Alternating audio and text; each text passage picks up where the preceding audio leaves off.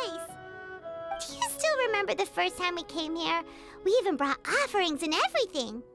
And when we told her that Rex Lapis had been assassinated, she immediately threatened to squash Liyue Harbor. Paimon thought she'd be impossible to get along with. But now that we've spent some more time together, she's really not like that at all. We probably don't need to bring any offerings now that we've gotten to know her pretty well, right? Still, Paimon's got some snacks around here somewhere, so if she really wants something, we can just use that. Huh? Traveler, did something catch your eye?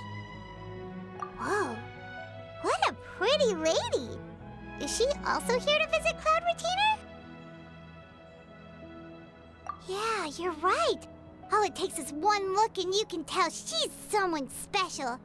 As expected of that bird lady, really. She must have a whole bunch of Adepti friends from all over the country. Okay, but if we're both friends of Cloud Retainer, then we're basically friends by association, right? Want to go up to her and say hello? Helping you make more connections is a part of Paimon's job as your reliable guide. Paimon's got this.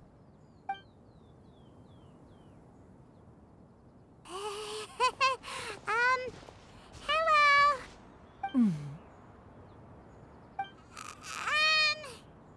Paimon is Paimon, and this is the Traveler.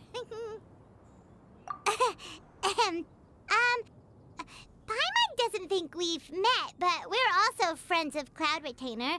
May we have the pleasure of learning your name, Madam Adeptus? You two... What is this tomfoolery? Has this shift in form so clouded your eyes that you no longer recognize one anymore? Wait, you're... Huh? You're the illuminated bird?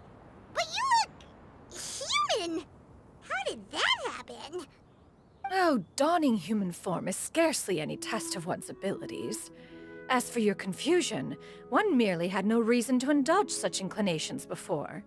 So, you're indulging now because? Well, one has made plans to pay a visit to some disciples at Liyue Harbor. Taking on a human form for such a trip is simply a way to make matters less conspicuous. You? Worrying about keeping a low profile? You're the one who likes to pop up out of nowhere all over the place.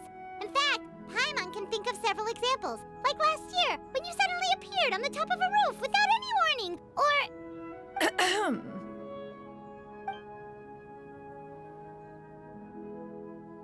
Hey, didn't we agree not to bring that up unless she asked? Oh? So you have taken care to follow the proper rules of etiquette after all. Most commendable.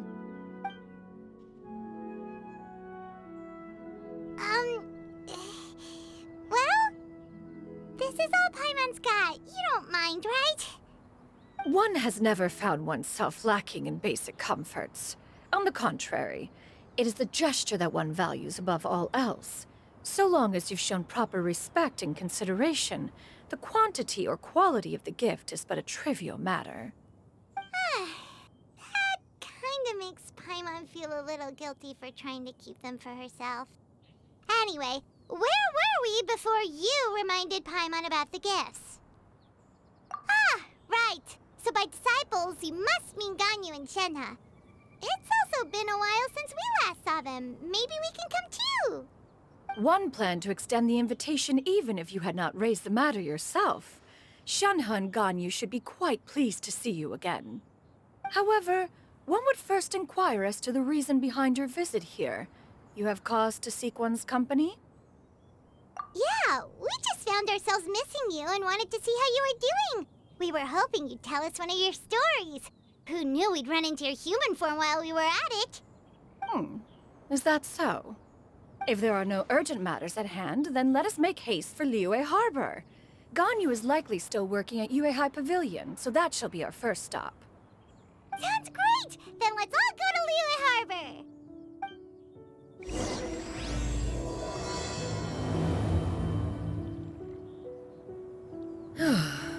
Ganyu has been quite busy with work as of late. One can count on one talon the number of times she returns to Mount Outsong each year. Shenhe has also secured employment recently. In her correspondence with me, she wrote that she shall have no need to return for the foreseeable future. Huh. Did they think one was so easily mollified? One shall investigate everything with one's own eyes and decide for oneself if their living conditions are satisfactory.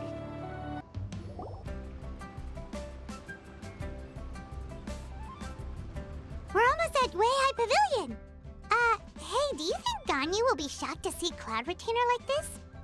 Guess we have no idea if Shenhe and Ganyu have ever seen her in this form before. Wait, where did she go? Why are you just standing there, Cloud Retainer? Quietly now. One shall stay here. You two can go and meet with her. But why? Isn't it better if we all go together? If one were to proudly proclaim one's presence, Ganyu would surely profess herself otherwise unoccupied and drop everything to attend to one's visit. One fears that would only result in her staying up all night to make up for lost time. One does not wish to trouble her. Conversing vicariously via you two shall suffice. Do remember to inquire as to her recent well-being. Again, do not mention one's presence here. Fair enough. Makes sense. All right, then. We'll just pass on your regards and... Cloud Retainer? Oh, busted. Is that lady someone you know, Miss Ganyu? She is indeed. I'm sorry, Huixin, but could we delay the upcoming meeting for a little bit? I believe my schedule today is quite full. Although, perhaps I could move some work to later in the evening. Oh, not to worry, Miss Ganyu. I'll make the necessary arrangements right away. Thank you, Huixin.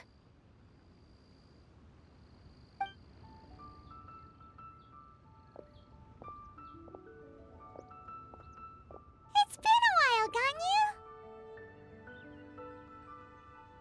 Greetings. What brings you here today? And Cloud Retainer, too. It's been quite some time since I last saw you in this form. You are quite mistaken. One is not acquainted with this Cloud Retainer of whom you speak. One is simply a mere mortal passerby. Huh? Seems she's not buying it. That was but a simple test. One did not expect you to be able to recognize one so easily, especially after so many years of only seeing one's other form.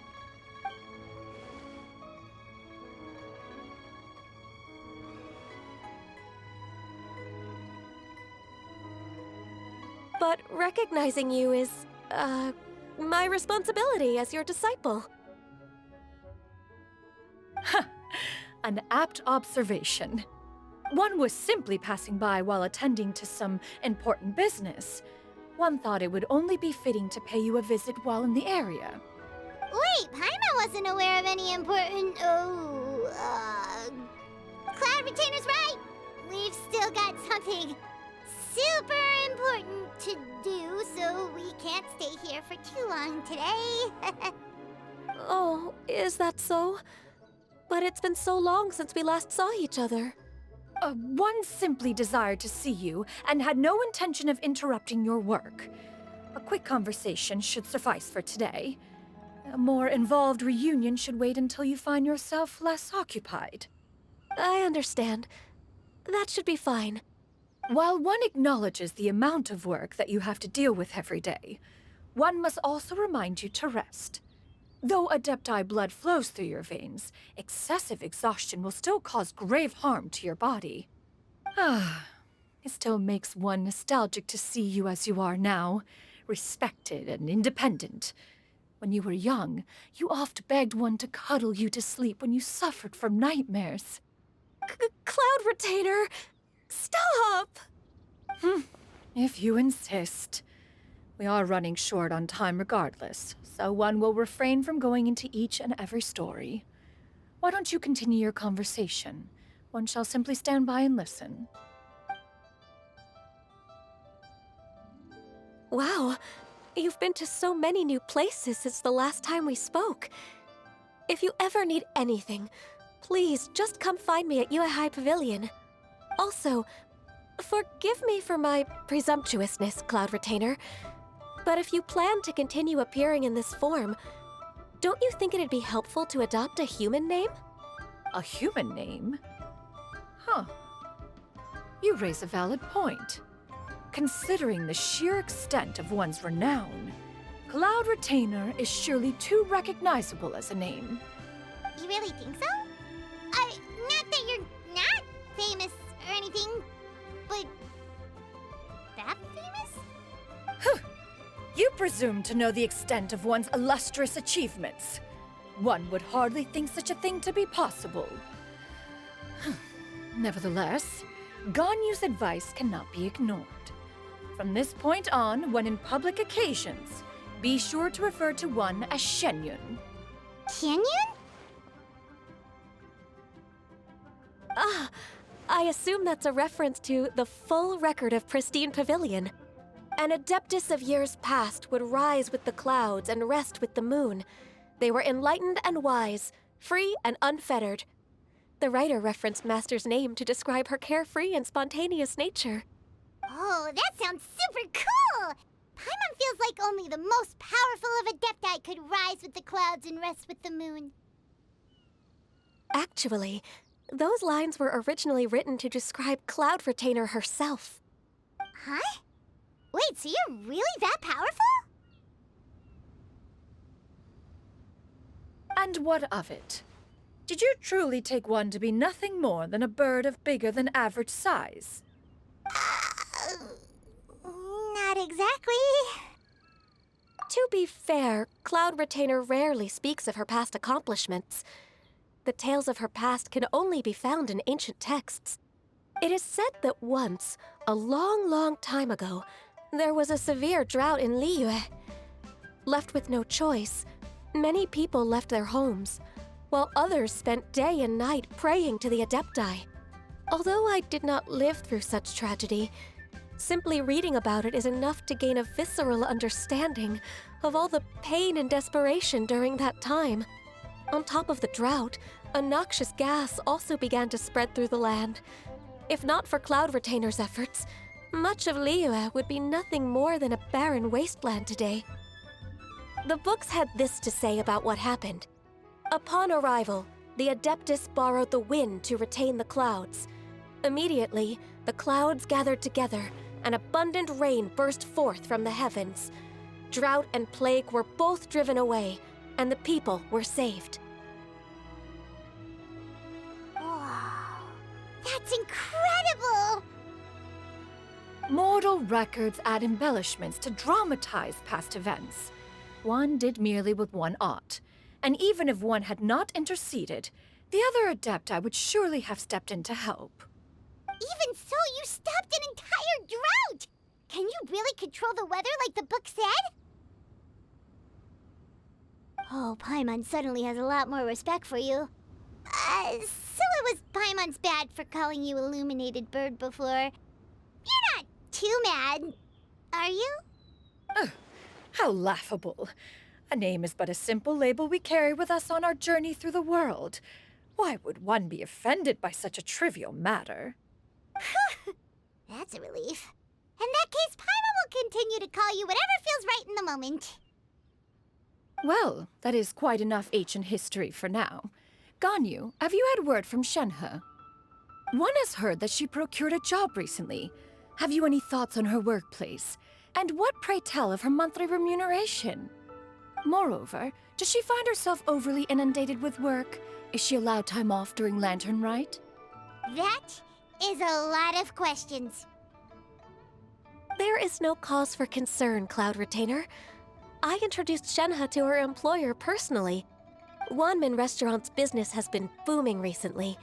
So, with Chef Mao being swamped with customers, and Xiangling still off and out in search of new recipes, I introduced Shenhe to staff the restaurant. I see. Most excellent indeed. One has had the pleasure of being introduced to that family. Xiangling is kind and astute, while her father is loyal and reliable. One Paimon has no cause to believe that they will make Shenhe's work difficult. Now, it is almost time to partake in the victuals of noon. One shall visit Wanmin Restaurant in person and see how Shenhe is doing. Huh? But didn't you just say that you had something important to do? Can that wait until after we've eaten? You may return to your work, Ganyu. One shall see to this matter on one's own. There will be many an occasion to dine together in the future. One is certain the opportunity shall present itself most readily. Of course, Cloud Retainer. Please take care. Traveler, Paimon, I'll see you some other time. See you around, Ganyu! Whew! Paimon was pretty quick on the uptake there, don't you think? As soon as you mentioned important business to attend to, Paimon realized that you were just looking to cut the conversation short and not take too much of Ganyu's time. Is Paimon right? No, in fact, it was not an excuse. One is indeed visiting Liyue Harbor for an important purpose. Wait, for real? The moment is not yet upon us. Still, the truth will be revealed to you in time. Huh. She really seems to be playing up the whole mysterious Adeptus thing right now. Is it because we just heard that cool story about her powers?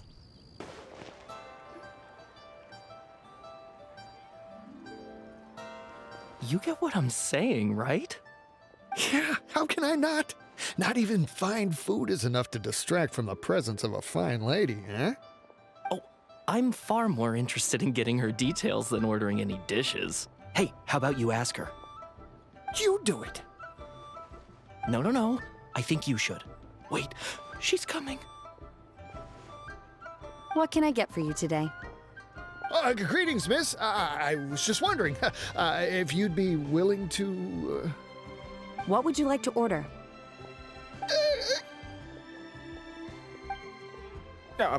2 servings of Mora meat to go. Oh, good chat. Bye.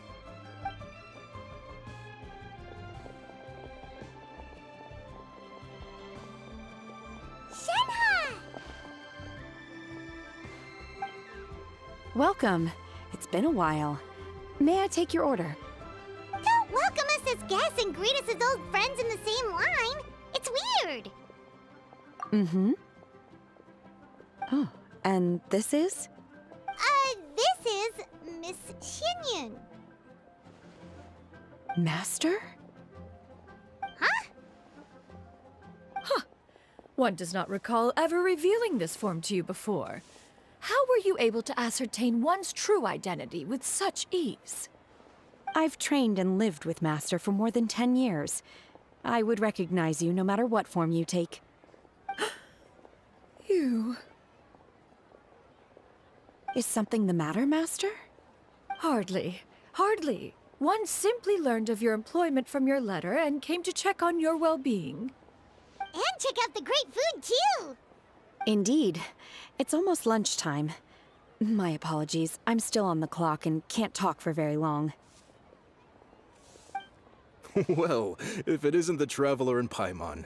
Are you here for Shenhe? The lunch rush isn't in yet, Shenhe. So I've got things covered for now. Go ahead, sit down and enjoy some time with your friends. I'll let you know if things pick up.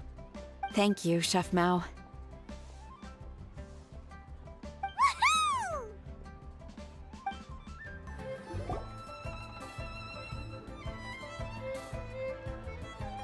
Woohoo! It is just as one expected. The owner of Wanmin Restaurant is indeed a most reasonable and accommodating human. Still, the work here entails dealing with quite a varied group of people. Has this been difficult for you, Shenhe? It's been manageable so far. I sometimes run into strange people, but I have figured out a way to deal with them. Seems like you've been making progress. So by dealing with them, you mean... First, I try to talk sense into them. If that doesn't work, I threaten them with violence. At this point, they usually decide they are in favor of a civil conversation. Oh, how should Paimon put this? Oh, a sensible plan. One is gladdened to see you integrate so well into human society. And you, Master? How have you been? Simply marvelous. Though Mount Outsong has scarcely enjoyed your presence recently, one has hardly found the pleasure of one's own company to be lacking. I see. Oh, just as expected of Master. I have missed Master quite a bit too. Even though work has been busy lately, I've already had a conversation with Chef Mao about taking some time off soon to visit Master. Oh, you did? Do make note of such matters in your letters in the future. There's hardly a need to keep one in suspense. Whoa, her mood shot up just like that. By the way, Master, since you are in Liyue Harbor, have you had the chance to visit Ganyu? Indeed. She is similarly preoccupied with her work.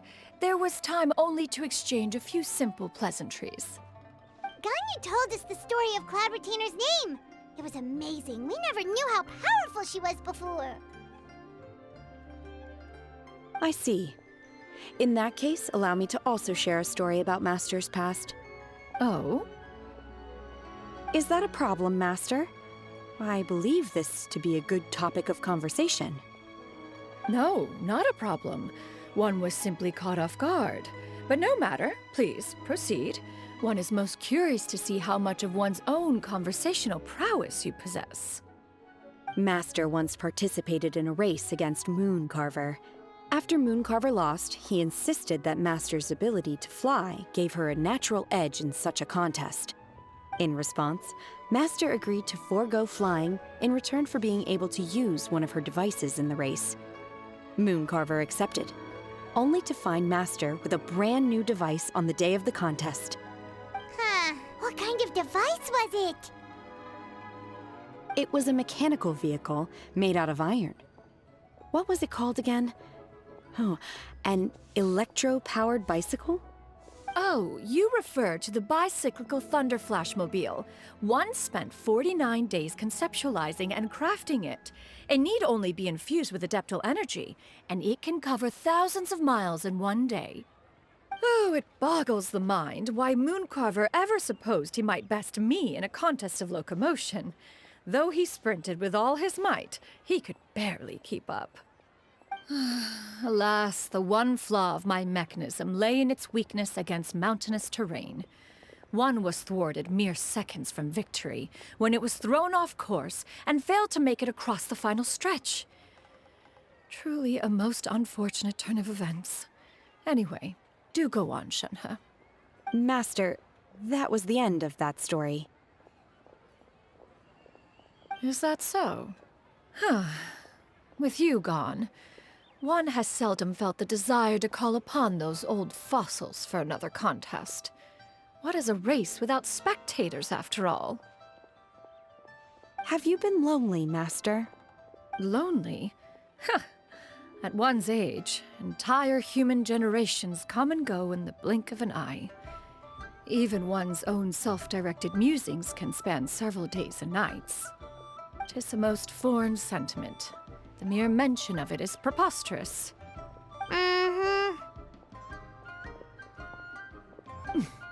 What is the reason for that look upon your face? It's nothing. It's just... Well, Paimon gained a lot of respect for you after listening to that story of you summoning the rain and everything. But all it took was a few words out of your mouth and it's like you're back to being that illuminated bird again. I was just a little bit confused. Which one of the two is the real Cloud Retainer? To me, they are both, Master. One is the Master that's widely revered by the people, while the other is the Master that I respect and adore. One finds oneself exalted yet again with sweet words of praise and flattery of a most extravagant nature. You chose to exalt one with your words, yet you refuse to grace Mount Outsong with your presence for any extended period of time. One would almost question the sincerity of your estimations. This is not to say that your words paint an inaccurate picture. One has always lived by a single ideal. Eschew all action and abide by no rule. One does as one pleases and speaks as one pleases. Others may critique or praise as they see fit, yet one places little weight in such judgments. She got like, what, 2 sentences of flattery from her disciple, and it's as if her ego is about to burst. Do you have any empty tables?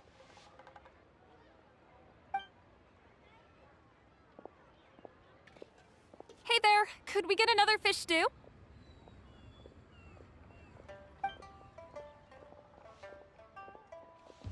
I'm hearing more guests come in. I should get back to work. All right, good luck with the lunchtime rush, Shenhe. I'll try my best.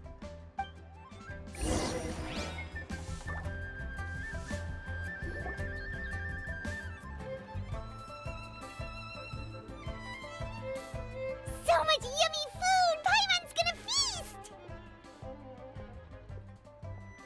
One is fond of all kinds of delicacies and delights in a multitude of flavors. The dishes here demonstrate no shortage of culinary skill. Their unique flavor profile has left one more than satisfied. In fact, one has been struck by quite the fit of inspiration. One has already begun to conceptualize the next generation of supreme cuisine machines. Everything's so tasty! A bit too hot at times, but still super tasty. I'm sorry, miss, but our tables are full. Shall we try somewhere else, Granny? But it smells so delightful. Can we really not eat here? My poor legs can't go on for much longer. Well, you could always check with some of the other guests and see if anyone's happy to share a table. Okay, I'll ask around.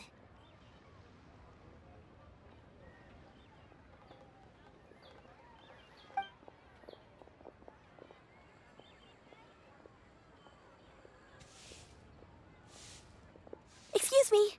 Would you mind letting us share a table with you? There are no empty tables left, so... Ah, well, Paimon doesn't mind. What about you guys?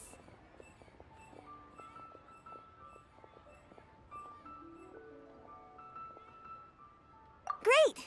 Thanks so much. My name is Xianyun, and this is my granny, Yuendai. Granny? Yep. Is there something wrong with that? No, Paimon's just a bit surprised. She looks so young. Yeah, a lot of people compliment Granny on her youthful looks, but she's actually much older than she appears.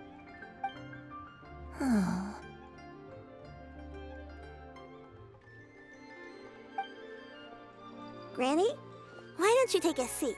Come on, it's not polite to stare. Huh. Have we met before? No. 'Tis a fated meeting, then. Please, take a seat. What would you like to eat, Granny? I can order for you. I want braised earthworms. They always pop up out of the ground after a rainstorm. No, not this again. Granny, there's no braised earthworms on the menu. Braised earthworms? Well, that sounds weird. Do people actually eat that? Right, that's what Paimon was thinking too.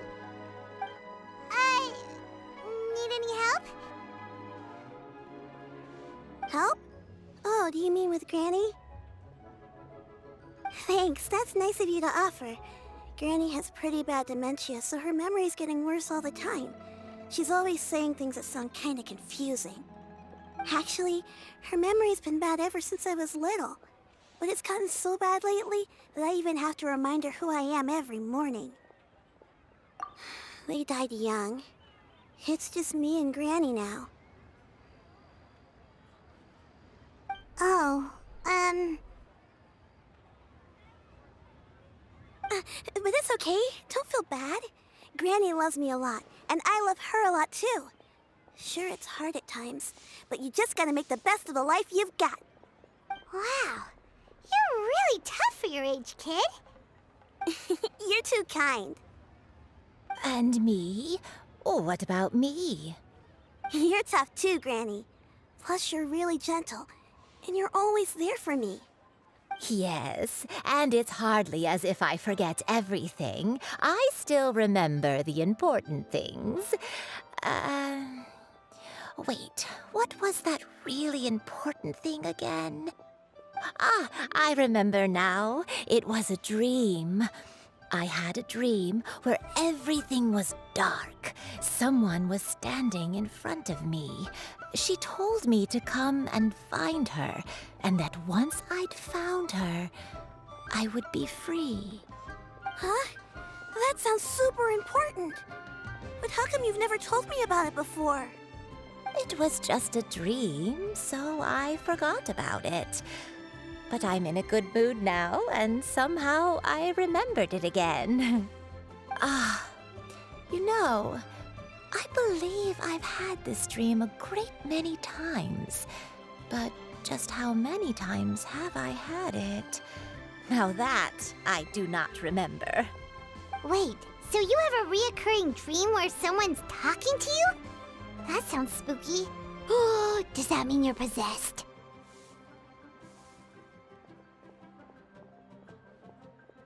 Unlikely.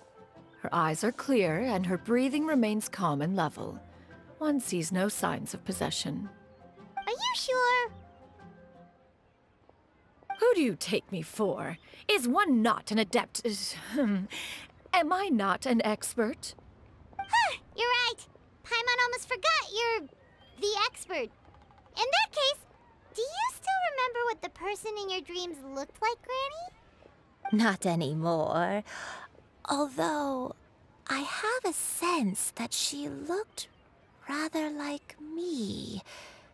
But not as I am now. My younger self. A younger version of Granny? This is just getting weirder and weirder. What is going on here?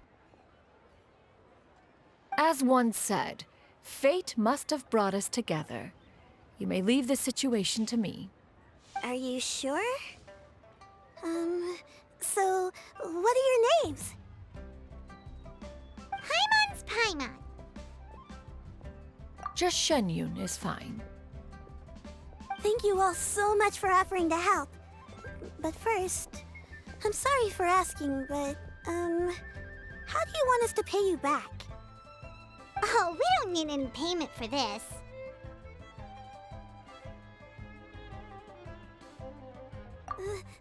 Thank you so much. You're welcome. But Miss Xianyun, what exactly can we do to help out this granny? All we have to go off is that dream. Where do we start? That is elementary.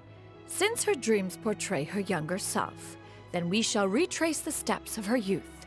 Once we have revisited those places, her memories will likely return. Sounds like a plan. So, Granny, do you remember which places you went to when you were young? Why, of course I do. The heavens above, the earth below, the wispy clouds, and the emerald mountain streams. Okay, taking that as a no. I might have an idea.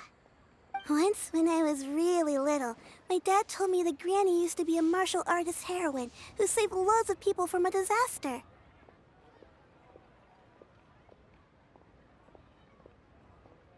If it's true, then maybe they wrote about it in the history books or something. A martial arts heroine? Oh, Shinto knows tons about Liyue's chivalric traditions. If anyone knows about the heroes of the past, it's him. Let's go find him at the Xianyun Commerce Guild. Are you leaving already? But I'm still hungry. I'll go order some food, Granny. If there's nothing on the menu you especially want, I'll just get a few different things. It seems we must part ways for now. The Traveler and Paimon are bound for the Xianyun Commerce Guild, while Yuendai and Shuyu shall remain here and partake of their lunch. As for myself, I have matters to discuss with Streetward Rambler. Street word rambler? Oh, you mean Madam Ping! Precisely. Let us meet at Yujing Terrace once you are ready.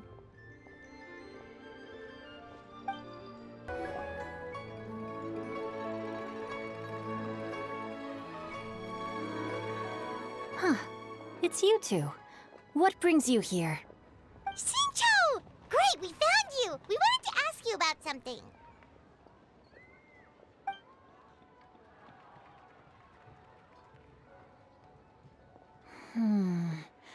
That's not a whole lot of information to go off of.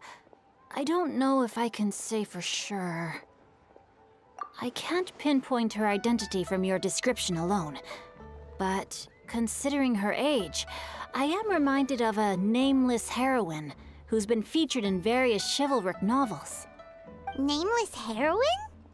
That's right. The novels often speak of a great drought from 50 years ago. As the people suffered, a nameless heroine appeared and began to clear away evil spirits in bandit camps. The people idolized her, but never learned her name. All they knew was that she always acted alone. Later, though, she supposedly fell in love with a similarly noble-minded exorcist from Mount Tianheng. They were well matched in more ways than one, often fighting together as a fearsome duo of otherworldly strength. After the drought ended, the heroine and the exorcist left the public eye and began living a reclusive life in the mountains. All that remained were tales of her incredible accomplishments. The way this nameless heroine faded from fame into obscurity later in life is not too dissimilar from Miss Yu and I hope that's somewhat helpful. Thanks a lot, Xingqiu. We knew it'd be worth talking to you. It's nothing at all. Just something I came across while reading. I did do a bit of extra research on her story, but it was just out of personal curiosity. Well, Paimon still thinks that's super cool. Oh, wait, Xingqiu, if you've read up on her, do you know of any places often associated with her? Let me think. In the novels, the nameless heroine always appeared near one of 3 places. Wangshu Inn, the area just north of Jueyun Karst, and Qingyun Peak. Perhaps the real-life heroine who inspired the character was also often seen near those 3 places. That would explain why those locations appear in the various novels written about her. You're welcome. To be honest, I found some parts of the story confusing when I first came across it. If Miss Yu and I was indeed the original inspiration for the character, she may just be able to help me put the pieces together. It's rare for a chivalric hero to fade into obscurity during their lifetime, even after retiring from the public eye. But no one ever saw or heard from the nameless heroine again. There were even rumors that she became extremely ill. I've never understood why someone would go to such lengths to erase themselves from public memory. It's almost as if she was trying to hide from something. There's probably far more to the story than what's been written. We'll be sure to tell you if we manage to uncover the truth. That's a deal. Perhaps, behind the truth of it all, there lies a story more fantastical than any work of fiction. Paimon feels like we just learned so much from Xingqiu. A drought, a nameless heroine, a life of seclusion. Wait, why does the story sound super familiar? Oh, right! There's a drought in this story, too! Xingqiu, are droughts super common in Liyue or something? Well, they used to be. But people have long since developed methods to prevent them, like by cultivating the soil or digging canals. So while droughts do happen from time to time, they are rarely regarded as true disasters. The drought 50 years ago is probably one of the worst we've had in the last several centuries. The crops withered, the streams ran dry, and the monsters in the mountains became rabid and agitated. Countless caravans were attacked, and people who lost their homes came together to form bandit groups. What started as a natural disaster soon became a human tragedy as well. That sounds awful. Yeah, and that's exactly why the nameless heroine was so beloved. She must have been someone of true integrity, to do so much for the people while asking nothing in return. Still, as terrible as that drought was, it was nothing compared to the truly calamitous disasters that befell this land in ancient times. They say that back in those days, disasters were both more severe and more common. Only the strongest of Adepti could hope to dispel the ruin and devastation. Do you have any other questions? We're good for now. We're just going to head back and meet up with Miss Xianyun and the others again. Paimon hopes that Granny Yuendai will be able to remember more of her past. She used to be a great hero who saved many people. So sad that she can't recall any of it. Anyway, we'll be off now. See you some other time, Xingqiu. Thank you so much for your help. It's no problem at all. Safe travels.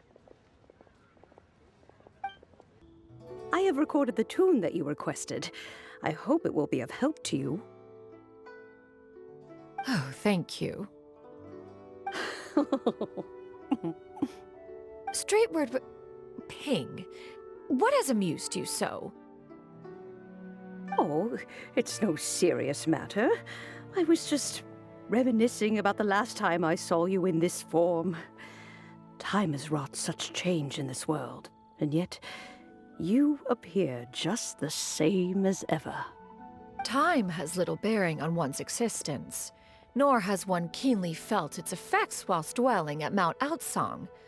Nevertheless, Ping, one would like to seek your counsel on a personal matter.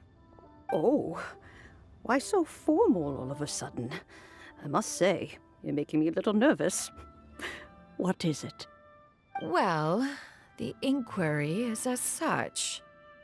Approximately how much more would one need to afford a comfortable life in the harbor, not unlike the one that you yourself lead? It does not require as much as you may think. Still, do you mean that... Cloud Retainer, Madam Ping! What are you two talking about? Nothing save for some trivial matters. Have you unearthed any useful details? Xingqiu has a theory, but let's save it for when Chuyu and Miss Yuendai have joined up with us again.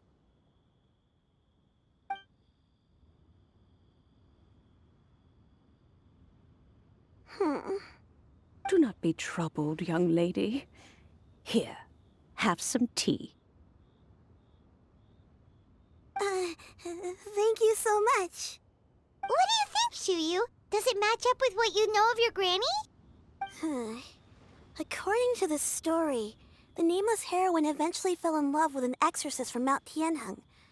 Maybe that's my grandpa. I don't have many memories of him, but there was this one time I found a box in our attic full of a bunch of weird sigils. I think so too. Granny might remember something once she's returned to a familiar place. What marvelous tea. I can taste the dew's sweetness in this cup. It's as if I was taking a stroll in the mountains, thoroughly one with nature and at peace. Is that so? Then please drink as much as you like. There's no need to hurry. At our age, it's always nice to slow down and take the time to appreciate pleasant conversation among friends. Thank you. Okay, since we have the time, can I ask you something? Sure thing. What would you like to know? I have a secret I want to tell you. Let's go talk over there.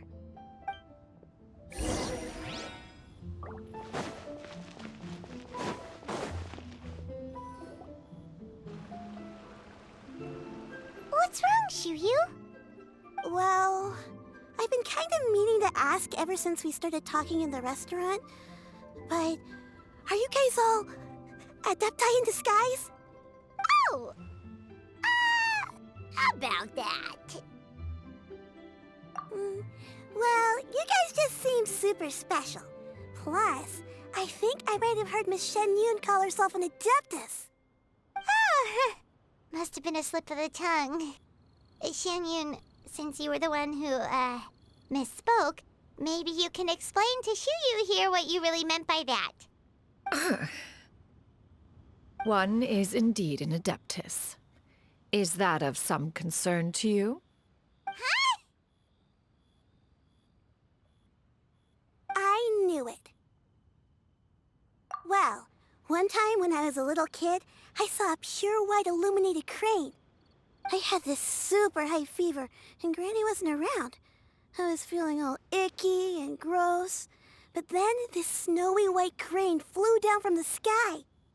She put me on her back and flew me to her cool Adeptus house and fed me some sort of magic potion. When I woke up, I was already back in my bed and my fever was gone. I really wanted to thank her, but I was too sleepy to stay awake, so I never got the chance. So, I just kind of wanted to ask if maybe any of you have ever met an Adeptus like that? A pure white illuminated crane? The only two we've ever met are blue and white and black and brown. Have you ever met one that's pure white, Cloud Retainer? Never has one met an Adeptus with such features. One surmises such a description is but a hyperbolic embellishment that oft results from narrative accounts. That's weird. Was it really just a dream then? Well, even if it was just in my head, it doesn't matter that much anyway. All I really want is to help Granny recover her memories. I'm really grateful for all your help. Leave it to us! Now that we know the 3 locations, we just need to visit them one by one. Let's go to Wangshu Inn first. Okay, I'll go get Granny.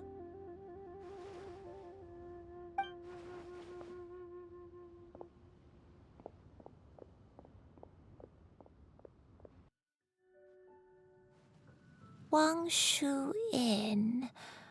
Wangshu Inn. Do you remember this place, Granny? Yes. The fish here is very delicious. And if you look out into the distance, you can always spot a bird that's been left behind by its flock. I believe I used to have a room here. It had a window. Yes, I spent a lot of time looking out that window. Which room was it again? Let me look. I'll come with.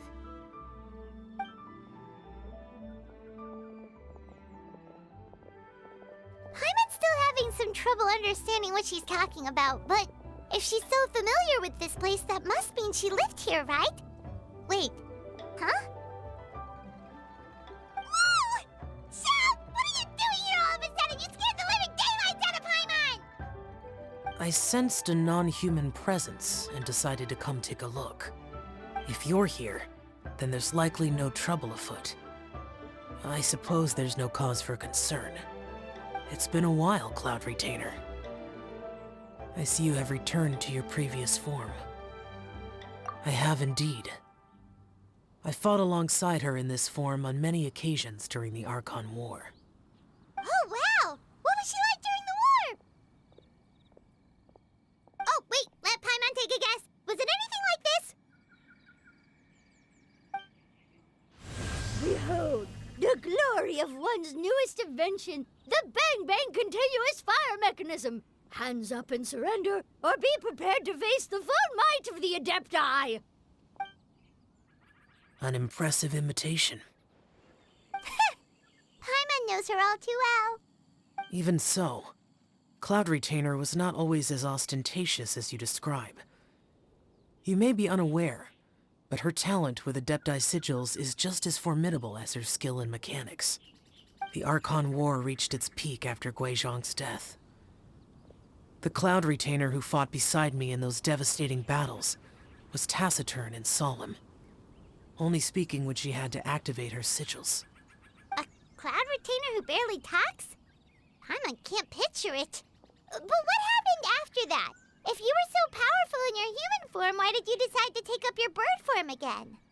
Once one had bid farewell to the world of mortals, what use would one still have for such a shape? When dwelling between mountain and forest, away from the struggles and troubles of the mortal world, a mortal form is hardly the most fitting of choices. After the war, Cloud Retainer retired to Mount Outsong, only revealing herself to the occasional visitor, and always in her avian form. Although I do believe there was an occasion some 30-odd years ago when she decided to don her human form. I believe it was for the purpose of... One believes there is little need to relive bygone matters. Granny, are you okay? Back then, at this place, Perhaps this conversation should end here. I shall take my leave now. Should you encounter any trouble, you need only call my name. However, given that you are traveling with Cloud Retainer, I trust you are in good hands. Everyone! I think Granny is finally beginning to remember her past. Slowly now, calm your mind and recount what has been recalled. A long time ago, I stayed here to recuperate from my illness. Huh. So what Shinjo said was true! You did fall ill! Was that why you went into hiding? I don't remember. I'm very sorry, but I can't even remember the name of my illness. The only thing I can remember is that it took a great toll on me, and there was no cure for it. I was confined to my room in Wangshu Inn, where I spent many days unconscious. I'd come to every once in a while and stare at the migrating birds outside the window. It was a solemn sight. I remember crying, but I'm not even sure I knew why. One day, I met a traveling merchant. Upon hearing of my illness, he sold me a bottle of soul-revitalizing tea pills. He told me that the pills were concocted using Adepti blood and could be used to alleviate my symptoms. Sure enough, I made a full recovery. My illness remained dormant for several decades after that. Wait, but if your illness remained dormant for several decades, are you saying that what you're going through now is just a relapse of what happened all those years ago? And it was all thanks to the pills that you managed to keep the symptoms in check? Paimon's brain kinda hurts. Do you remember anything else? I'm sorry, I don't. Oh, if only I wasn't so useless. Hey, you're not useless. You've done so much for me. Watched me grow up. Raised me. How could you say that about yourself? Oh, fret not, dear child. Granny was just a bit frustrated. That's all. The recovery of a person's memories is a gradual process. Finding pieces of one's past is always superior to not finding anything at all. Let us make haste to the next location. Next location. Next location. Oh, why don't we go to the area north of Dwayunkars next? There isn't really a landmark there, so where should we start? Oh, Paimon's got it. Let's check out the houses in the area first. After all, if she was there for any length of time, then she would have stayed somewhere, right? Oh, Paimon's really got her thinking cap on today. At this rate, we'll recover all of Granny Wendai's memories in no time. Whoa, why are there so many treasure hoarders here? Guess it's time to round up the bad guys. Becomes the... Do you remember anything about this place, Granny Wendai? Let me think. I feel like I've been here before, but I don't think I stayed here too long. I might have just rested here briefly before continuing on my way. Got it. That's okay. There are still plenty of other places we can check. Wait a second. If I remember correctly, I believe I brought Ah, yes. I brought some sweet snacks with me. Go on, take some. You need to eat a lot if you want to grow big and strong. Oh, thank you! Then Paimon will help herself.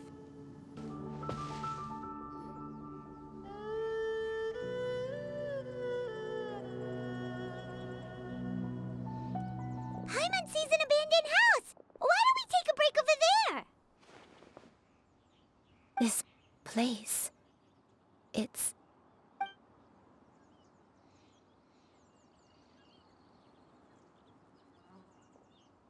Did you remember something, Granny? I remember. Shuyu, this is where your father was born. It was a moonless night.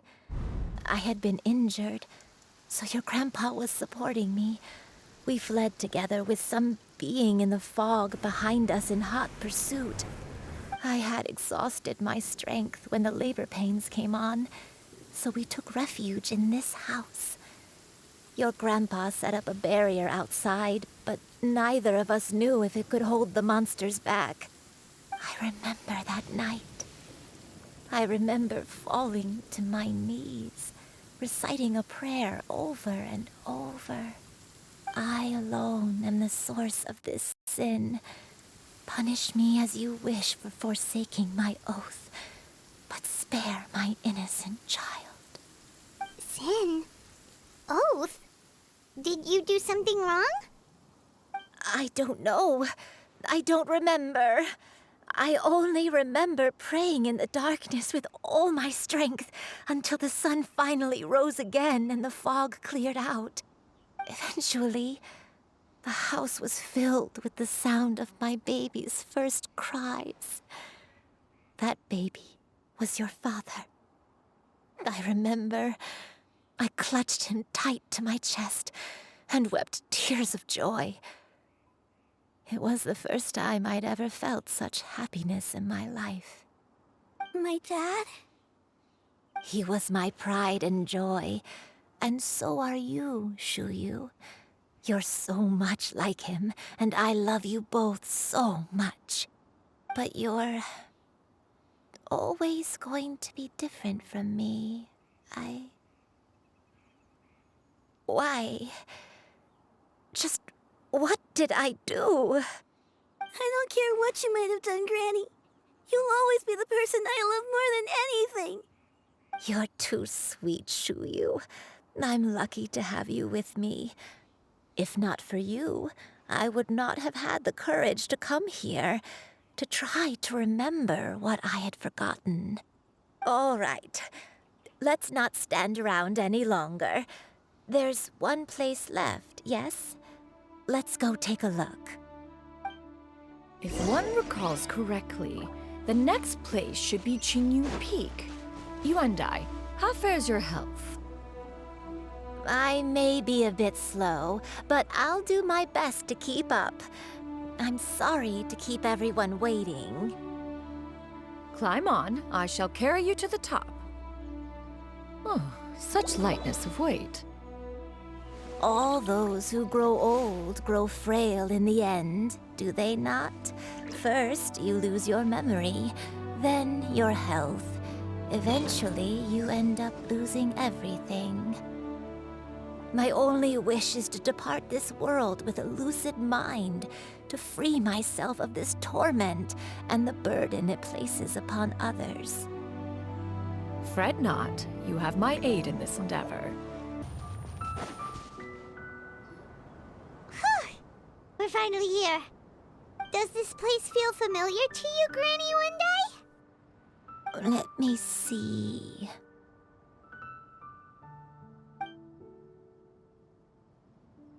How strange. Have I lived here before? When we were at Wangshu Inn and the abandoned house earlier, though I couldn't remember everything, I still felt a sense of familiarity. I could easily picture myself in those places. But here, I don't have that feeling. Perhaps I did come here in the past, but it just didn't leave a strong impression on me. But did the stories get it wrong then? Yeah, that's true. But they're also the only thing we have to go off of. Paimon was hoping this place would jog Granny Yuendai's memory just like the others. I'm sorry to disappoint you too. It's all right. We're not going to give up yet. We'll figure something else out. Just you wait. Thank you. If only I could remember. Huh? That way. What's that mountain? Oh, let Paimon look! Huh? Isn't that Mount Outsong? Looks like we've come full circle. Mount Outsong. Mount Outsong. Granny, are you okay? Don't push yourself, Granny. It's okay if you can't remember. You shouldn't do something that makes you sad. Mount Outsong, What am I really? Mount Outsong holds some familiarity to you? It does, but I can't go back. Are you feeling unwell? My head, it feels all heavy and dizzy. What is wrong with me? Cloud, Miss Xianyun, is there anything you can do? Let us go to Mount Outsong. But... Fret not, all will be well. You and I, you have already given more than enough to the pursuit of this endeavor. You may leave the rest to me. I've prepared something that can aid you in suppressing the fear in your heart and restoring your lost memories. It currently resides at Mount Outsong. Wait, really? When did you do that? I never leave anything to chance. All will reveal itself when we arrive. Come on, just tell Paimon already! What's this thing you've prepared? Here, this is it. Huh? But isn't this the mechanism that you were tinkering with when we first got here? Oh, is it another invention of yours? Precisely. A recent one at that. I am most pleased with the result. I call it the Suspensus Somnium mechanism. It periodically releases a soft breeze, which when paired with a gentle adeptal tune, can help the listener subconsciously relax and even enter a semi-hypnotic state. Soothing agitation and anxiety, relieving exhaustion and insomnia, its potential uses are numerous indeed. And of course, it can also aid in the recovery of lost memories. Whoa, what a cool gadget! But if you had it all along, why did you keep it to yourself until just now? We could have come to Mount Outsong right off the bat and saved time on a lot of floating. How preposterous. Had Yuendai not recalled much of her past through her own efforts, the device would have nothing to draw upon. We Adepti can only help those who first resolve to help themselves. Had she lacked such determination and strength of character, one would have little to offer in way of assistance. Paimon thinks she gets it now. Hey, what's that other thing? As previously mentioned, a gentle adeptal tune is required to take full advantage of the mechanism. One secured such a tune from Streetward Rambler. Only with her melodies can the mechanism reach its peak power. Whoa, Paimon can feel what you mean. Paimon's body feels light as a feather. It's as if she's lying down on a warm patch of grass after a super satisfying meal. And you and I, is the mechanism helping you to relax? It appears she has already succumbed to the depths of reverie. Come, join one on this side. We shall give her some time to herself.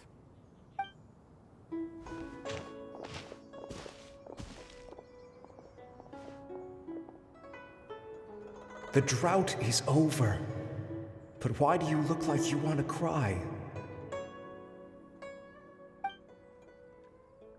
The potion. It's nearly run its course. I've never regretted meeting you. Not even for a second. Please. Please, no.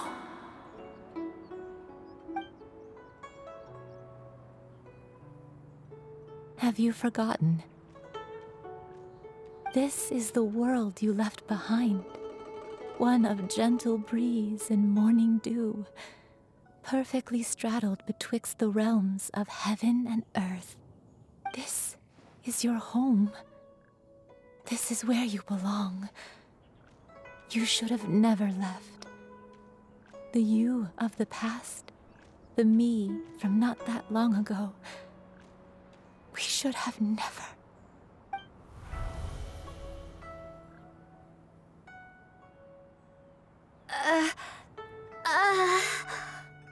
So that is the truth.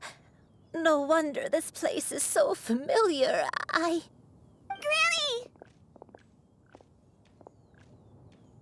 Granny, are you okay? Cloud Retainer. Your memories have returned? Wait, did you just call her by her full name? Does that mean you already knew each other? Yes. I now remember everything. Everything. Granny, please don't cry. I'm here. I'm here. Oh, don't worry, my dear child. Granny is fine. I'm so sorry, everyone.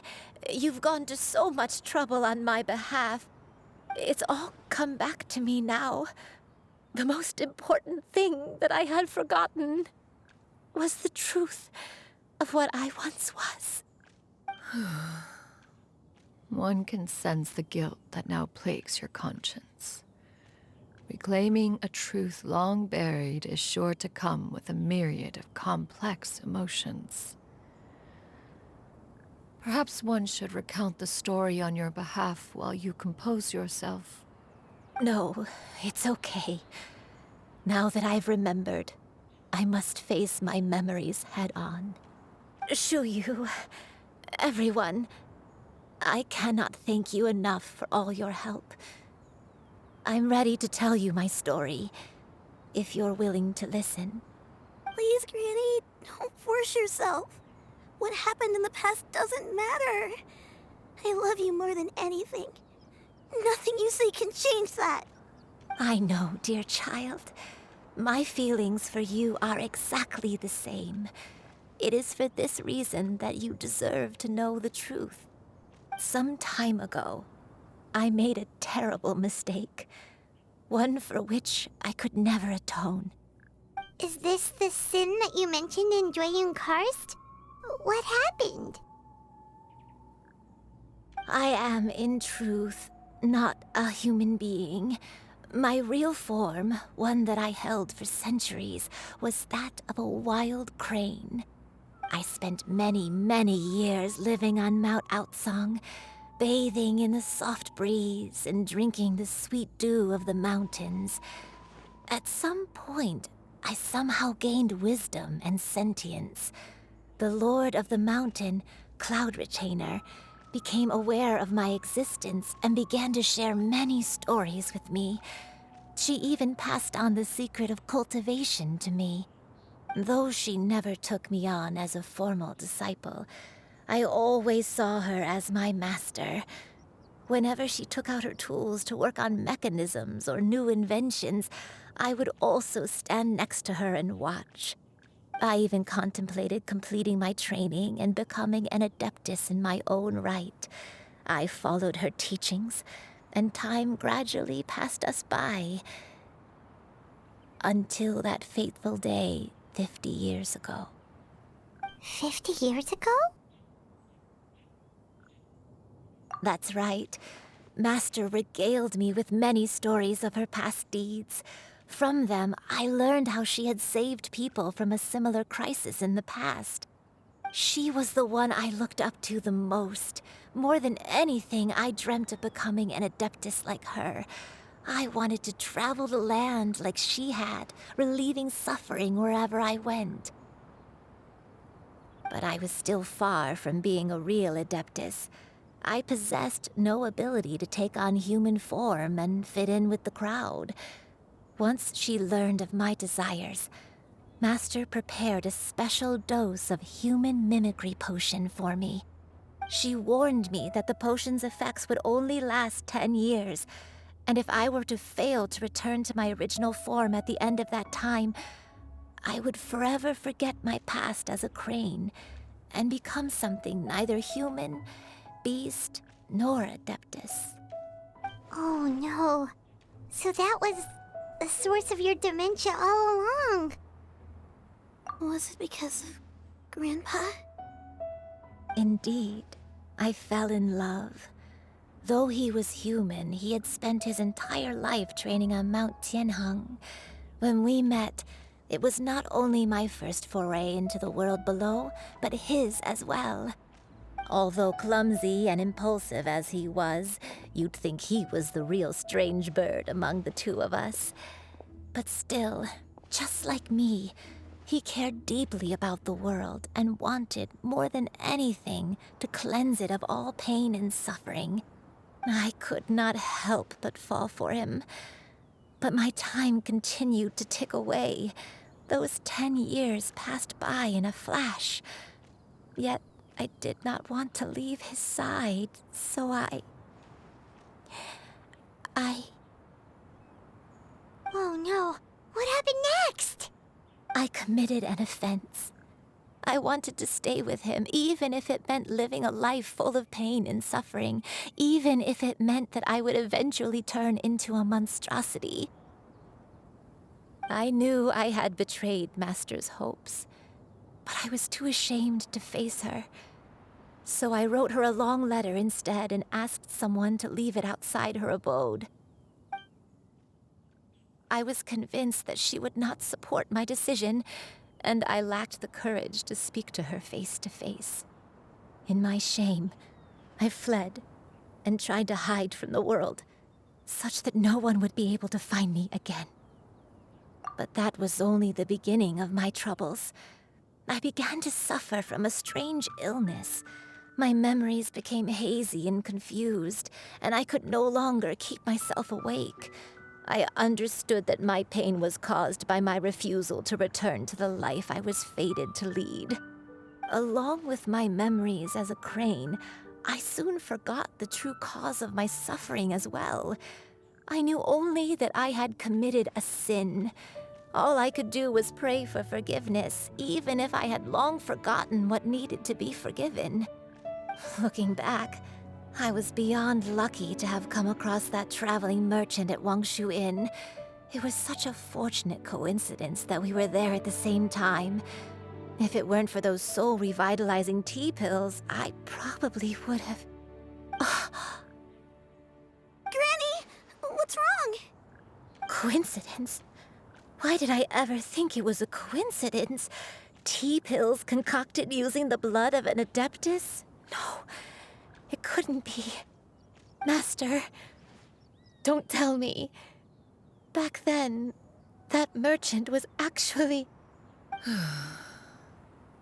Human custom would dictate the conferral of gifts to be in order when one's progeny is wedded, would it not? Consider the pills a symbol of one's best wishes. So when I tried to conceal my name and mistakes from the world and hide myself away in perpetuity, the only person I managed to deceive was myself.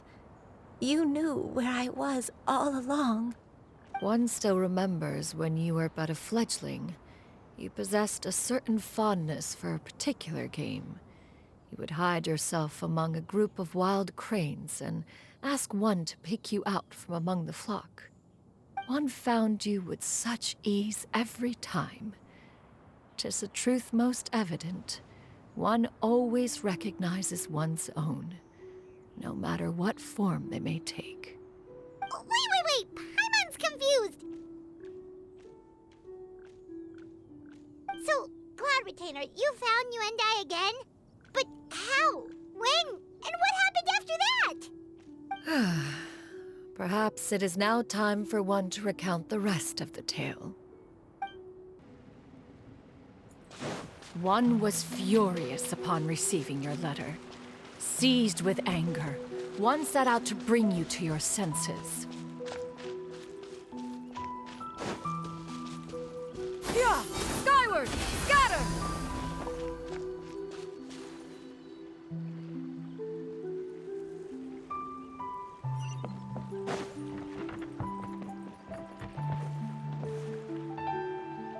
In truth, one had more than a few misgivings about your chosen partner. As an exorcist, his talent was lacking. One could hardly say his skill with sigils was any better. But soon, one came to appreciate the devotion he bestowed upon you during your illness. He never uttered a complaint and rarely left your side. Unwilling to begrudge someone of such character, one decided to overlook his aforementioned deficiencies, glaring though they may have been. Wishing to grant you a life without regrets, one gathered many divine ingredients and used one's own blood to create a form of medicine. Though imperfect, it managed to suppress the more dire effects of your illness. As for how to deliver the medicine, after much contemplation, one eventually decided to perform the deed oneself. One took great care to alter one's features and select the appropriate attire. Only after meticulous scrutiny did one finally set out for Wangshu Inn. As one expected, you were most ignorant of one's true identity. You showed not even the slightest inkling of recognition. One was quite torn. Should one have celebrated the success of one's disguise, or mourn the loss of your acquaintance?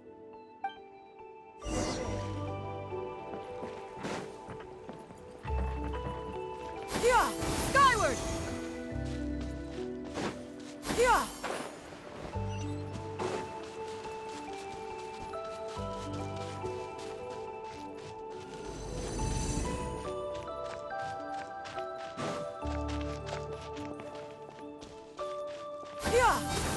Nevertheless, one would speak to you about another matter, if you are amenable, even considering your loss of memory. One was simply flabbergasted that you could so easily forget the consequences of consuming medicine infused with Adeptal blood. Its proclivity to attract monsters is hardly that complicated of a concept to remember. To think that you tried to travel while weak from sickness and heavy with child. Had one not intervened to clear the fog, all of you would have been lost during the night.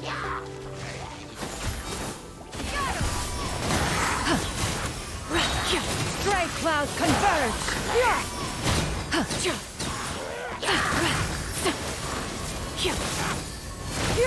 Skyward!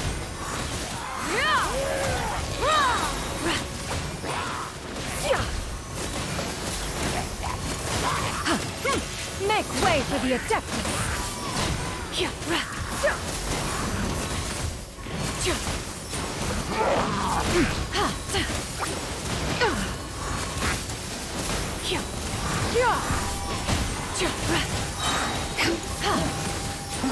Seize the skies!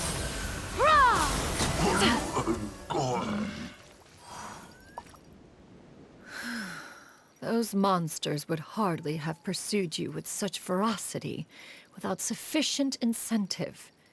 They were likely incited by the presence of godly remains. Said godly remains, in turn, were likely drawn to the trace of one scent on your body. One was, after all, an active participant in the Archon War. Some of the gods were likely shattered by contraptions of one's very making.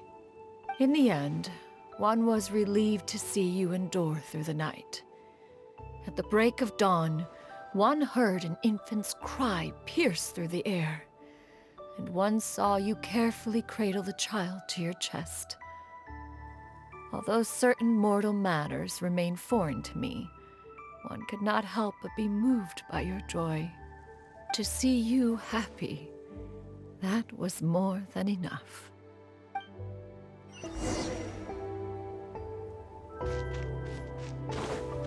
Yeah! Scatter!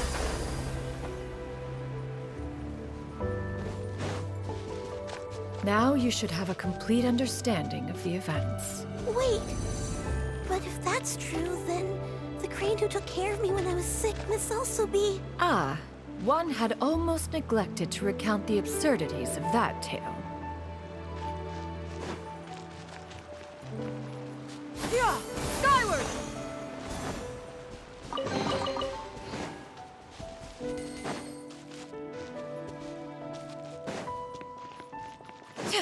Yeah! Skyward!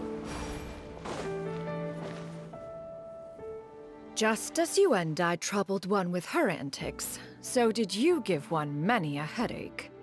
Upon finding you burning with fever, one made plans to bring you back to one's abode for treatment. However, upon seeing one's form, you began to cry, refusing to get on one's back. When one asked you why, apparently you believed that one could not possibly be a true Adeptus, because all illuminated cranes are white from tip to toe. One had no choice but to apply powder to one's body to conceal the variegated nature of one's appearance. You became more than amenable enough when one stood before you devoid of any other coloring. It bears mentioning, however, that as a crane, Yuendai was nearly entirely pure white in color. Though you had never encountered her in that form, you still recognized the essence of her being. Perhaps fate brought you two together in more ways than one.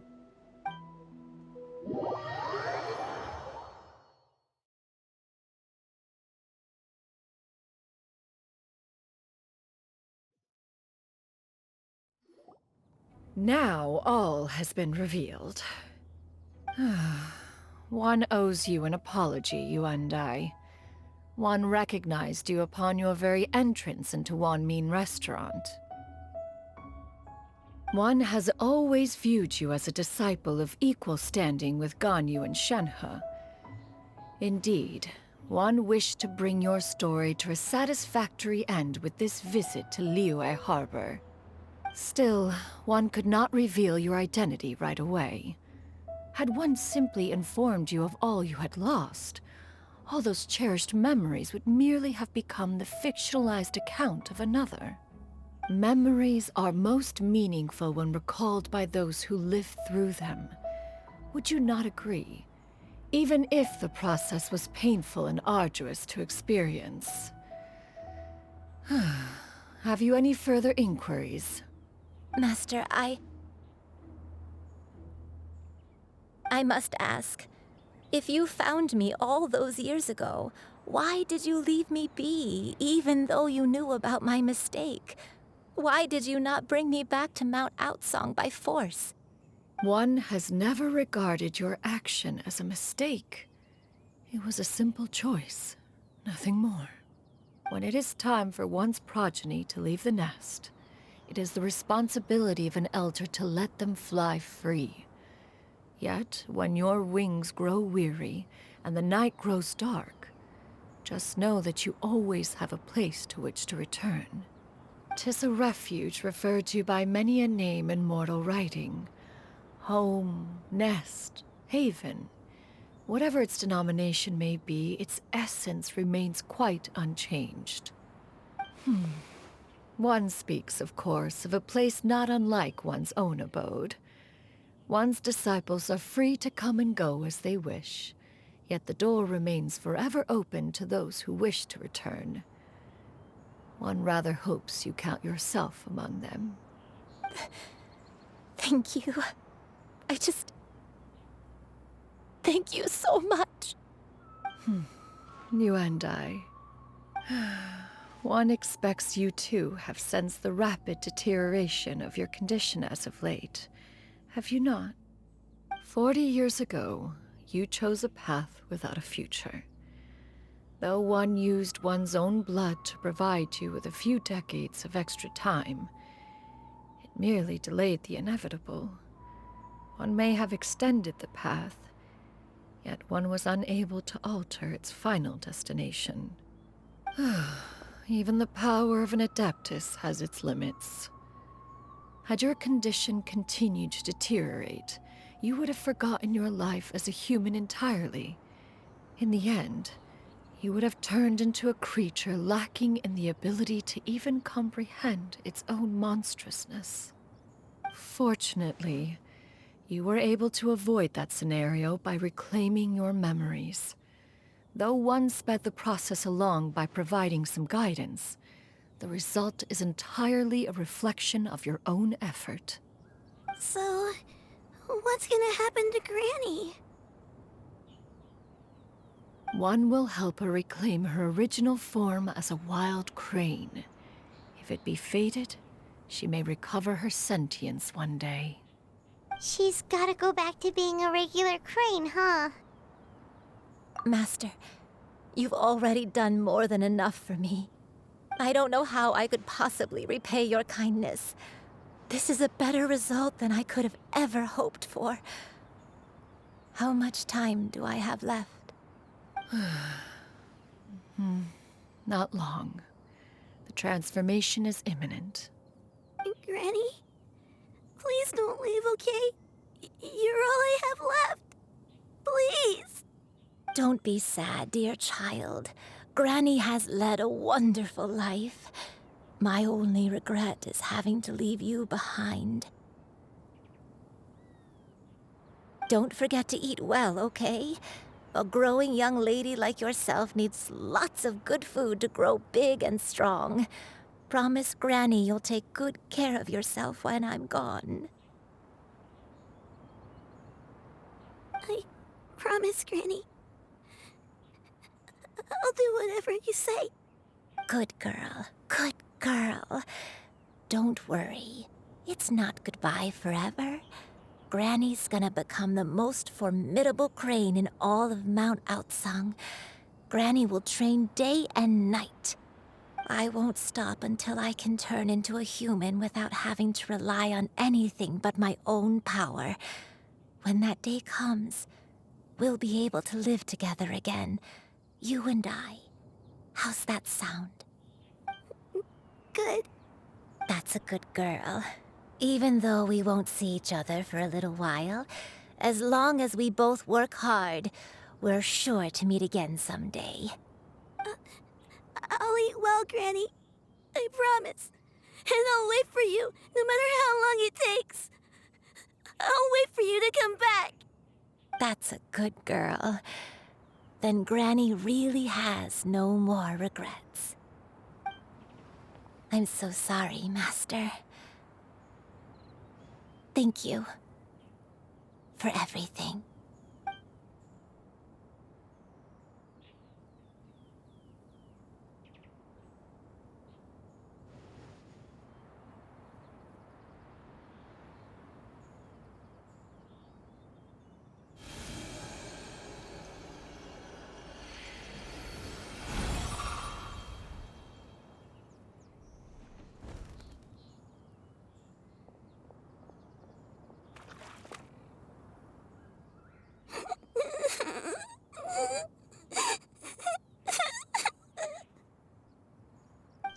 Liyue. Let her be. At her age, crying is a natural, if not fitting, response to such an event. Tears are a necessary part of maturation. Sometimes there is scarcely a better vehicle to wash away the toll of stress and misery. Now that the issue has been resolved, you should also take a moment to relax. Give yourself some time to rest. Take a nap if you must. One will wake you in due time.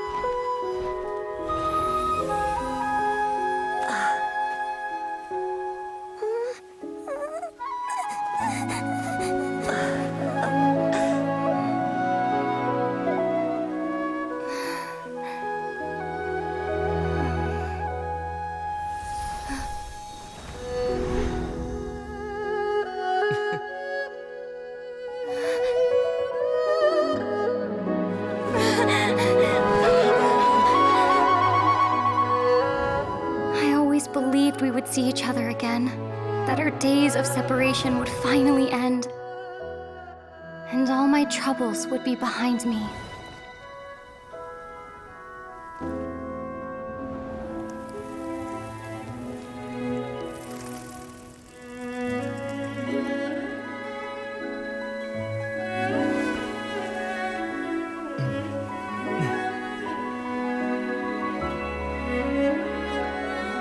If only things could stay this way forever.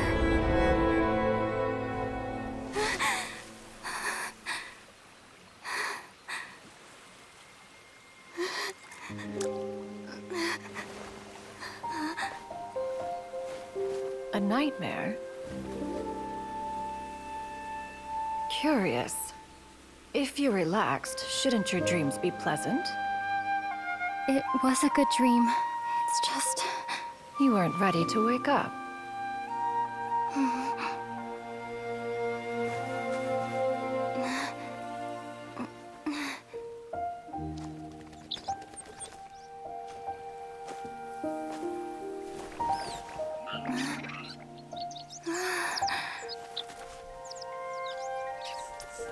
Eloquent as one may be, words of comfort are not one's strong suit. You are doing all you can. One can see your strength of will, your fearlessness in the face of danger. And so, whatever your dream may be, one believes that you shall achieve it. Of course, whenever the perils you face overwhelm you, or you become weary, one is always here for you. After all, as an elder, it is only right to look out for the young ones.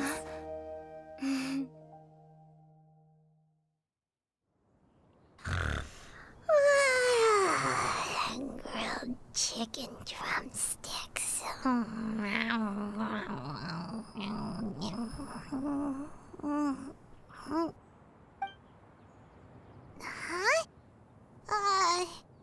Was Paimon sleeping just now?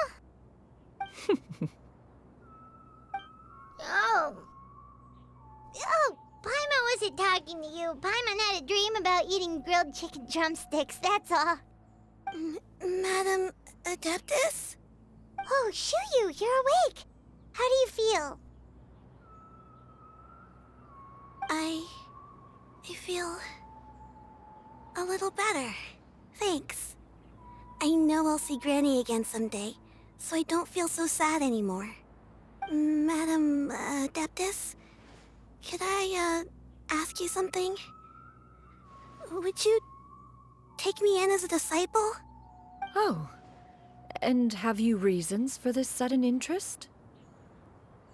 I know Granny thought what she did back then was wrong. She felt really bad about it.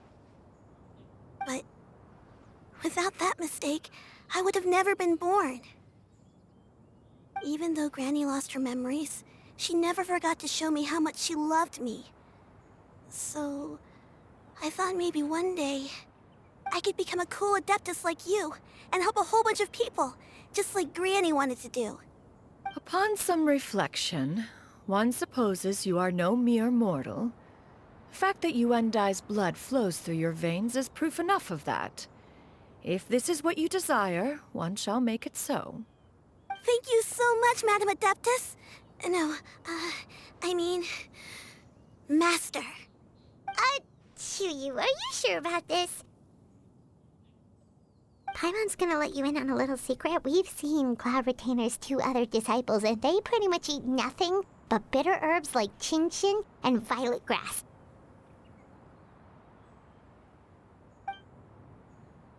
If you join them, you'll never enjoy one-man restaurant's delicious cooking ever again. How utterly preposterous. One has never enforced such a rule. Every individual must find their own path to enlightenment. So long as one retains a pureness of spirit, one's dietary proclivities are quite irrelevant. Well, you say that, but Paimon's not seeing any tasty treats up here now, is she? Although Mount Outsong is rich in natural beauty, Its location does preclude access to certain finer mortal comforts. That is precisely why one plans to relocate to Liyue Harbor. Xianyun shall have the honor of becoming one's first disciple in the human world. Whoa!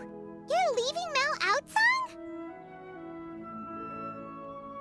One has never concerned oneself with the location of one's residence. From the very beginning, one has sought only solace and peace.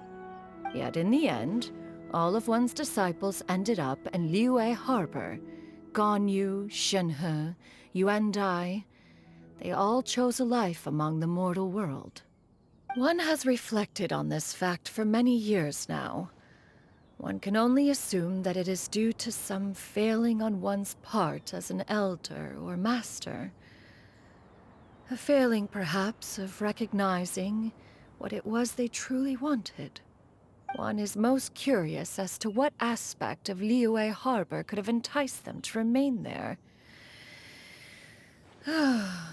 One could hardly offer an opinion on the matter, but perhaps some time in the harbor will prove instructive.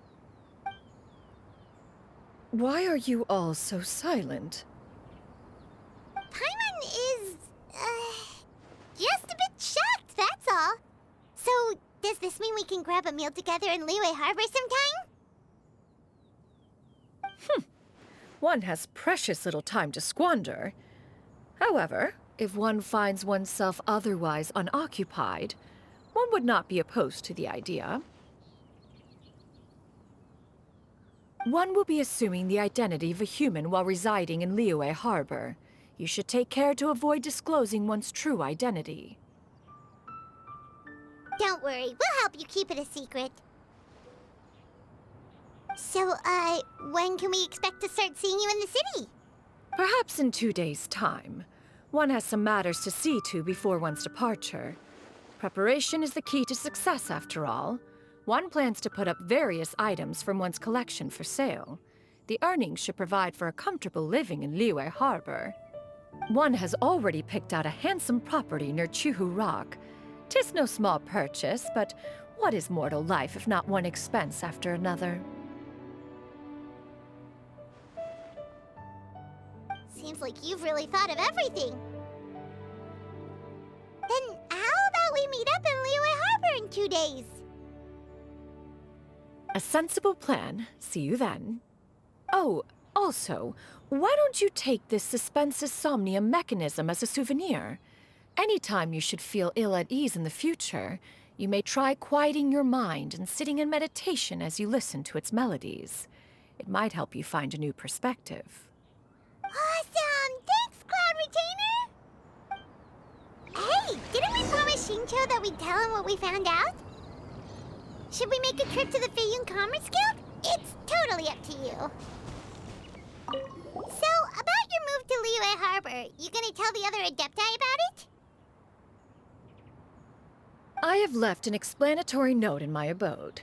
Those 2 old fossils will discover it, I am sure, should they come seeking my company. Considering their recent penchant for going off on private escapades, however, I find myself caring little for how they shall receive this news.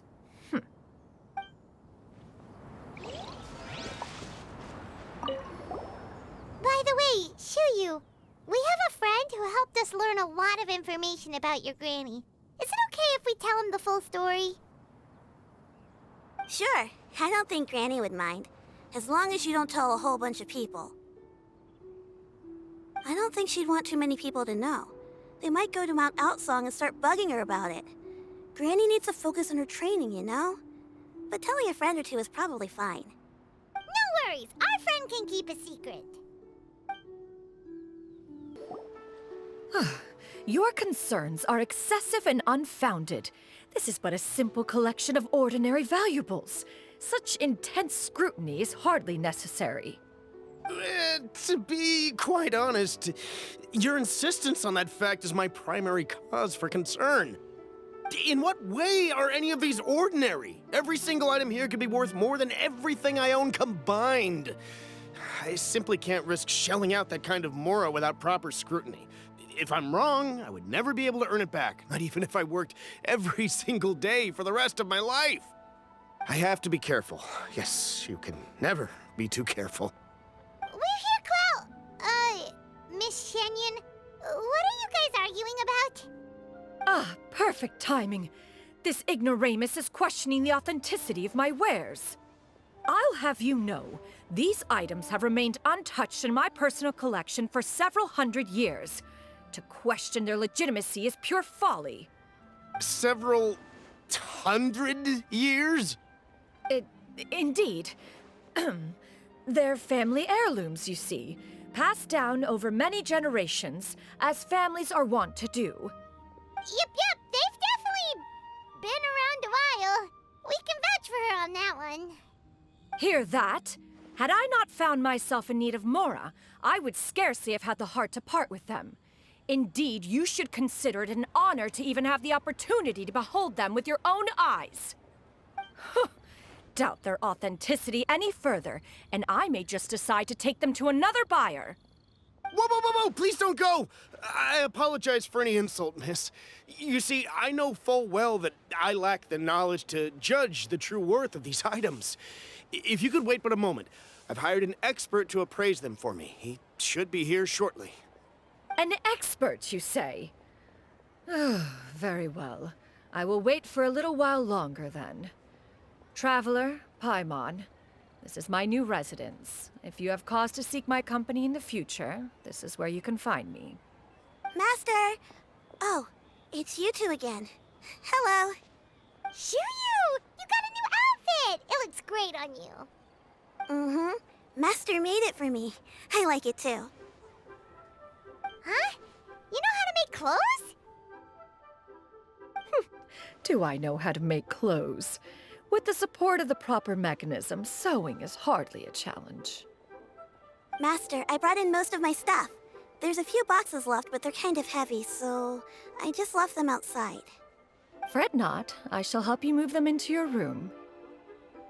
Actually, I should probably sort through my stuff a bit first. Everything's kind of messy right now, so maybe you could, not look yet, Master? Yeah, that'd be great. It appears my young apprentice has her own fair share of secrets. No matter. Do what you must, child. Now, this expert you mentioned, when can we expect their arrival? Soon. Ah, there he is! Here, allow me to make some introductions. This is Mr. Zhongli, a well-respected consultant at Wangshang Funeral Parlor and an expert in all manner of valuables and antiques. Mr. Zhongli, this is Miss Xianyun. She's the one who's looking to sell the collection of valuables I mentioned earlier. Huh.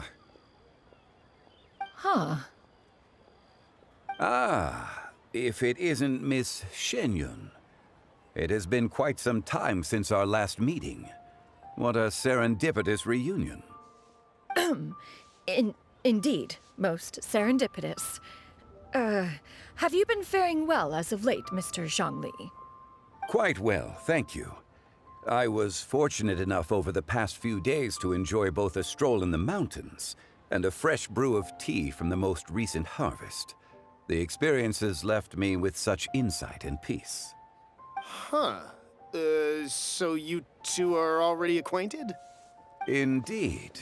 How fortunate we are that fate has brought us together again. If you are otherwise unaware, allow me to inform you that Miss Xianyun is a well-regarded collector and appraiser. She is well-versed in all fields, and oft-celebrated for her impeccable taste. You stand to gain much from this opportunity. You are too kind, Mr. Zhongli. True collectors pride themselves on their wealth of knowledge and eye for detail. I can say without a doubt that you are foremost in that regard. Why, you flatter me, Miss Xianyun. It would seem that you are as self-effacing as ever. Not at all, Mr. Zhongli. Not at all. While I am loath to butt into this conversation, I must ask, you two already knew each other, and you seem to have quite a cordial relationship. Can I be certain that you're not working together to swindle me? I mean, you never know. Huh! A preposterous accusation. The heavens themselves would collapse before we would conspire to do such a thing. Miss Xianyun speaks the truth. Contracts are built on honesty and trust. If that proves to be beyond your capabilities in this instance, this transaction may be taken elsewhere. Say no more. Let us depart. I jest. What fool would still harbor doubts after Mr. Zhongli himself has vouched for the goods? Miss Xianyun, wait!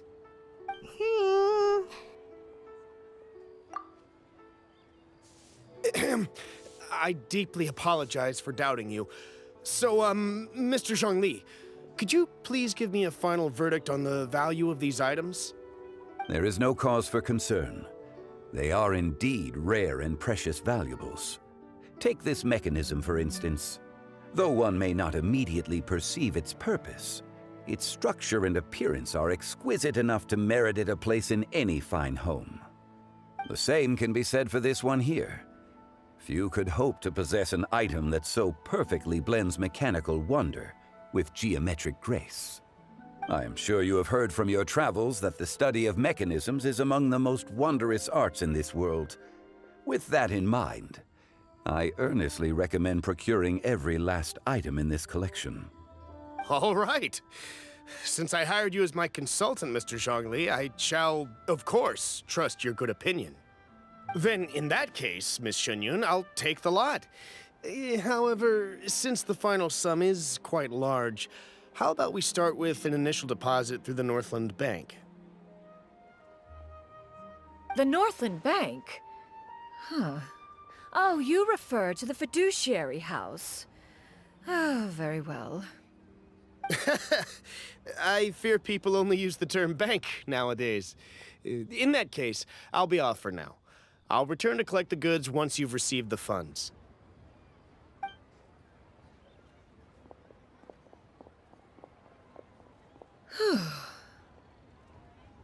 Xiangli! My friends, have you been doing well? We've been great! How about you? Paimon didn't know you were such a busy consultant! My days have been quite pleasant as well. I had been quietly enjoying a cup of tea when Mr. Xiaozu requested my services. As for you, Miss Xianyun, I presume you must be looking to settle in the city? I must say, the name Xianyun sounds exceedingly strange coming from you. Perhaps you could dispense of that particular epithet in further conversation. Whatever for. Am I not addressing you as a friend should? Well, that is true, but... Alas, refer to me however you will.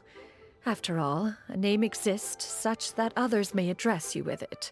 One is hardly ignorant of that fact. It would seem that you have gained many valuable insights over the years, Cloud Retainer. One has indeed. One's previous days were all brief. Now that one has made up one's mind to move and settle, one has gained a much better appreciation of the hubbub and commotion of the city, as well as the people's hard work and ardor. This city is much changed from how it was more than 1,000 years ago. Not unlike the ocean tides, so too shall the movement of people ebb and flow. From turmoil to peace, enlightenment to aspiration. Human society possesses limitless potential. In another 1,000 years, the scene we witness here may change in ways that are impossible for either of us to imagine. Alright, that's enough reflection for one day. No need to get all sentimental on us. You make a valid point, Paimon. Now that the sale has concluded, what say one plays the host as we try some specialty dishes together? One must profess great interest in trying bamboo shoot soup. Perhaps you have forgotten, Cloud Retainer, but I once tried my hand at that dish. You were at the table on that occasion, so logic dictates that you should have already tried it. Oh? What occasion was this? It was a reunion between friends several centuries ago. Alas, you must have been too preoccupied to secure yourself a portion. Or perhaps our other companions simply availed themselves of faster reflexes on that occasion. Hardly. 'Twas most certainly out of consideration for the others in attendance. In but a moment, one will show you what it means to have a true deftness of hand. It is settled then. Bamboo shoot soup, mora meat, crab roe tofu, triple-layered consommé. We shall enjoy the lot. One has already passed word to Xianyun and Gaming to make a reservation. It is prime time for them to meet one's newest disciple. Is that agreeable to everyone? It should be a most splendid occasion. Yu, come now, it is time to dine. Ah, this gentleman over here is Mr. Zhang Li. He is, A humble employee of Wangsheng Funeral Parlor. Pleased to make your acquaintance. Nice to meet you too, Mr. Zhengli. That should be everyone, right? Let's go!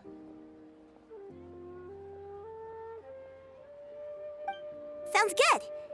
Actually, Master, have you ever tried Adeptus' temptation? I heard it's impossible to stop eating after even just one bite. You know, 'cause it's super tempting and stuff. Is that true? That sounds rather implausible. Although with the right preparation, certain dishes can be too delicious to resist.